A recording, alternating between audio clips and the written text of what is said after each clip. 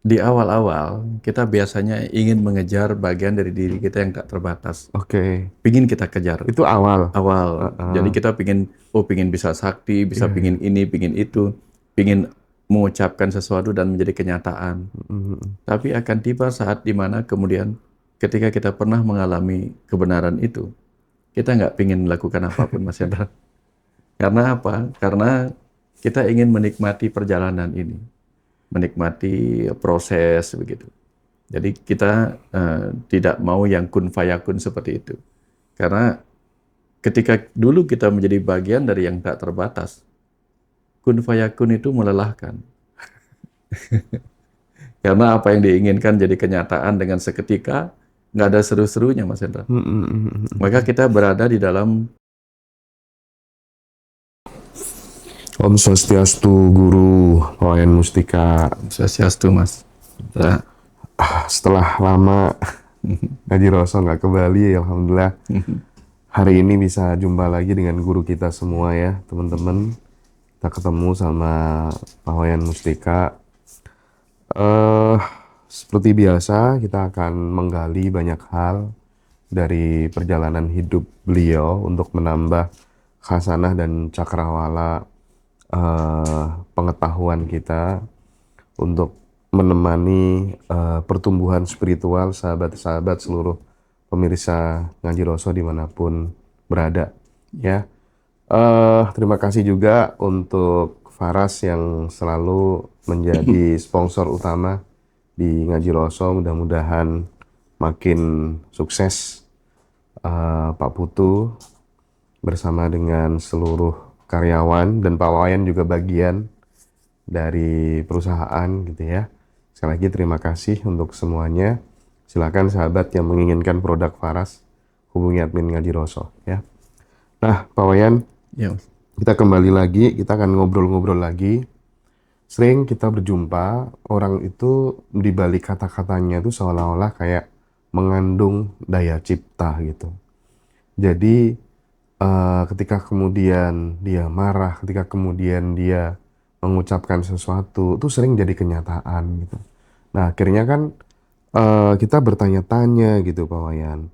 Ini hanya sekedar sugesti atau memang ada mekanisme kesadaran yang bisa mengubah ucapan itu menjadi sebuah realitas gitu. Dan orang-orang dengan energi seperti apa yang dikaruniai Tuhan seperti ini sehingga eh sering kali, berulang kali gitu. Setiap mengucapkan sesuatu sering terbukti menjadi sebuah kenyataan. Baik itu pas dia marah ataupun kemudian dalam kondisi yang ya normal biasa-biasa saja gitu. Nah, kita ingin mengupas hal ini, Pak Wayan, dalam perspektif spiritual. Pripun, Pak? Iya, pertama selamat datang kembali ke Bali, Mas Hendra. Nggih, Pak. Udah lama banget. Nggih. Ya, seperti yang Mas Hendra tanyakan tadi, sebenarnya kita sedang bicara tentang kekuatan pikiran. Hidup ini kan memang hasil dari pikiran. Kamera, pesawat, semua dimulai dari keinginan pikiran untuk menciptakan sesuatu. Nah, artinya segala sesuatu yang ada di kehidupan ini, sebagian karyanya alam, sebagian karya dari alam semesta kecil bernama manusia. Itulah kekuatan pikiran. Kalau dia menggunakan nalarnya, akal budinya, dan kalau dia menggunakan lebih dari itu, bukan hanya kekuatan fisik yang akan terwujud, kekuatan metafisik juga akan terjadi.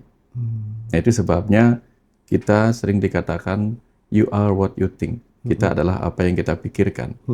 Nah, beberapa orang itu menggunakan kekuatan pikirannya, hanya kekuatan pikirannya. Sehingga dia berhasil menciptakan sesuatu, tetapi waktunya agak panjang. Ada orang menggunakan kekuatan pikiran dan hatinya, dan perasaannya, Batinnya, perasaannya. batinnya. Nah, ini biasanya bisa terjadi lebih cepat. Oke. Kalau orang itu menggunakan kekuatan yang lebih dalam lagi, yang kita sebut kekuatan metafisika, nah, itu yang sering disebut sebagai orang yang bahasa Balinya sidi ngucap, atau kalau di Jawa mungkin si pahit lidah. Ya, itu geni. Ah, itu. Heeh. Apa yang dia ucapkan, apa yang dia pikirkan mudah menjadi kenyataan. Ini syarat-syaratnya tentu dia harus sering-sering terkonek dengan bagian jiwanya sendiri, Mas Hendra. Saya contohkan begini, Mas Hendra. Kalau saya bukan seorang presiden, Mas Hendra, saya memerintahkan kekuatan saya, rakyat saya mungkin nggak ada yang mau dengar. Karena saya bukan siapa-siapa. Iya. Tapi kapan saya memegang kendali atas rakyat saya, atas pasukan saya, hanya dengan menunjuk saja, segala sesuatu bisa terjadi. Saya angkat senjata, ayo kita perang, perang terjadi. Seperti Donald Trump misalnya merintahkan perang, ya perang gitu. Artinya, ketika kita sebagai presiden dari tubuh kita ini benar-benar dipercaya oleh diri kita sendiri, apapun yang kita ucapkan, pikirkan, mudah terjadi, Mas.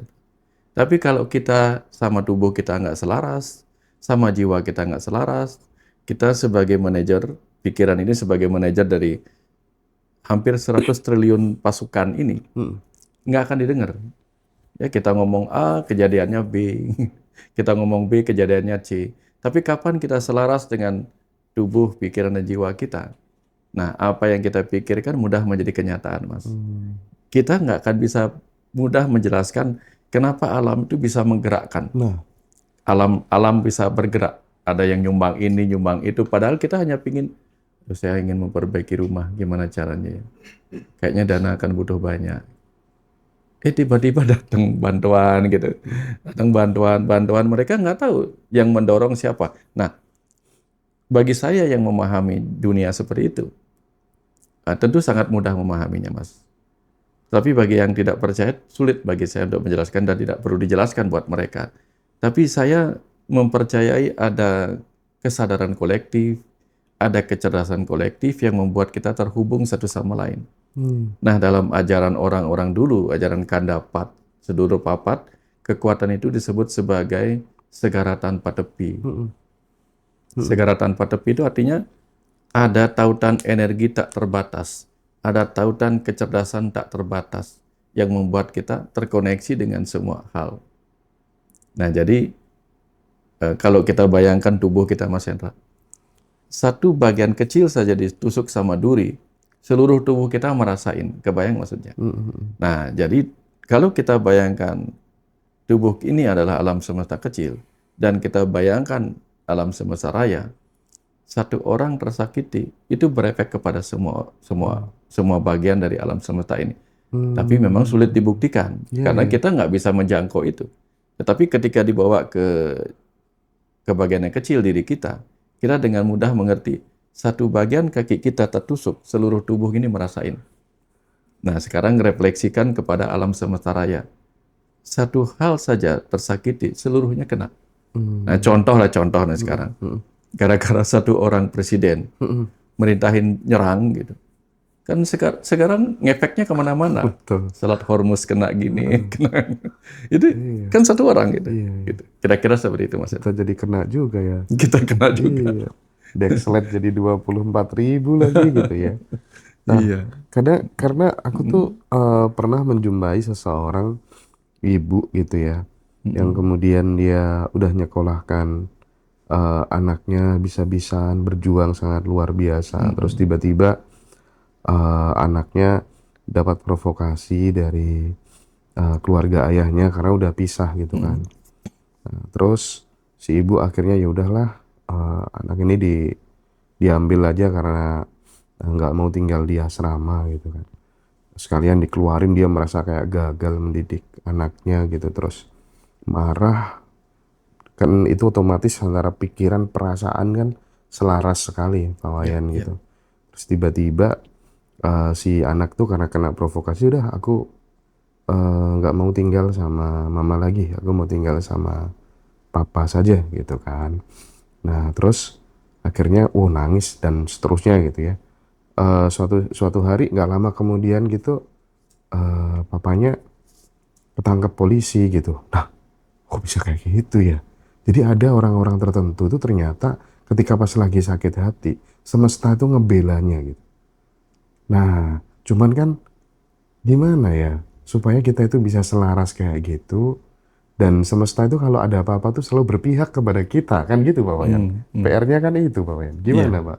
Nah, itu dalam konteks kita bicara tentang daya ajaib metafisik. Jadi kita tidak hanya bicara tentang keterhubungan fisik tubuh, Tapi kita mulai masuk ke wilayah jiwa, ruh. Nah, jiwa dan ruh itulah metafisik, Mas. Ada kecerdasan yang membuat kita terhubung satu sama lain dengan orang-orang, dengan makhluk-makhluk hidup yang lainnya gitu. Cuman itu tadi, Mas. Kita baru ngeh kalau kita ada masalah. Ya, makanya sebenarnya ajaran-ajaran agama yang mengajak kita sembahyang, sholat, itu tujuannya kan menemui jiwa kita di dalam. Ya, kita diajak kontemplasi. Misalnya, hari ini kita kontemplasi ya. Anggaplah nanti malam sebelum tidur. Kita bicara sama pikiran kita. Atau bicara dengan tubuh kita. Wahai tubuhku, maafkan hari ini aku membuatmu lelah. Gitu misalnya. Jadi kita seperti seorang manajer yang curhat, ngobrol sama karyawan kita, tubuh kita. Hari ini aku membuatmu lelah. Mohon maafkan. Atau mungkin setelah itu kita bicara sama manajer kita, pikiran kita. Wahai pikiranku, hari ini mungkin aku membuatmu stres, terlalu banyak beban kehidupan yang harus kamu jalani. Itu cara kita bicara sama pikiran kita. Lalu kita bicara sama jiwa kita. Jadi kita switch kesadaran kita. Suatu ketika kita bicara sebagai kesadaran pikiran yang minta maaf pada jiwa kita. Wahai roh yang berdiam dalam tubuhku, izinkan aku meminta maaf karena mungkin hari ini apa yang menjadi visi dan misimu tidak aku kerjakan. Karena hari ini aku malah mengikuti dorongan ego yang lebih banyak. Nah, itu misalnya. Kalau kita sering terkomunikasi satu sama lain antara body, mind, and soul itu, suatu ketika nanti kita ngomong apa lebih gampang. Tapi resiko juga ya. Resikonya adalah kalau kita berpikir negatif terjadi.